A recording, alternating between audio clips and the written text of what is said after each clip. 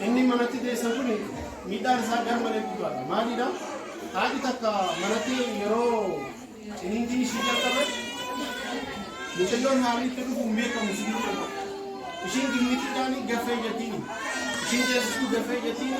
Mucayyoon darga galee cisee dhufeeraa ta'e lubbuu haadha irratti taphatee jiraatamu.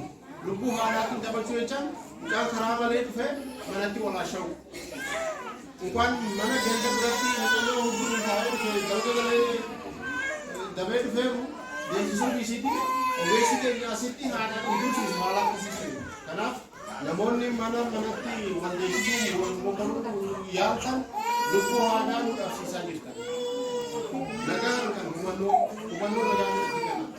Halim cayo kararan kira mo kararan hidup nasi.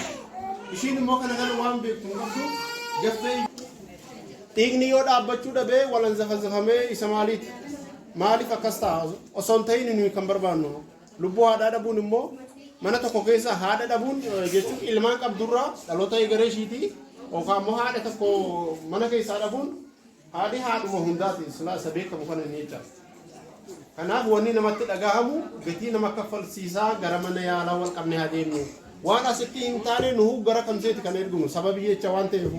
Inni kamseedhaan immoo daseetti kan erguuf maaliif lubbuu haadha baraaruudhaaf lubbuu haadhaatiif soddoo akka qaqqabamuuf inni wal sardaa dasee walirraa taqabaabalu jechuudha. Kana inni kanaaf gara ambulaansii dawwaluu maal rakkoo jiru. Bagi Itoophiyaa kun jiraata. Itoophiyaa kun haalli kun namni kan jiraachuu danda'u haalli kun jiraata.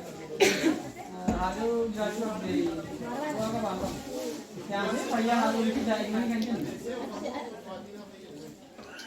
Mereka payah tapi tidak ingin. Jadi lah payah perlu tu kan. अच्छा मेरी क्या सोचे Gambar bukan dari baru baca asal bisa satu keinginan tuh. Pengisit kemana aja, apa kan? Saya ada tidak ini.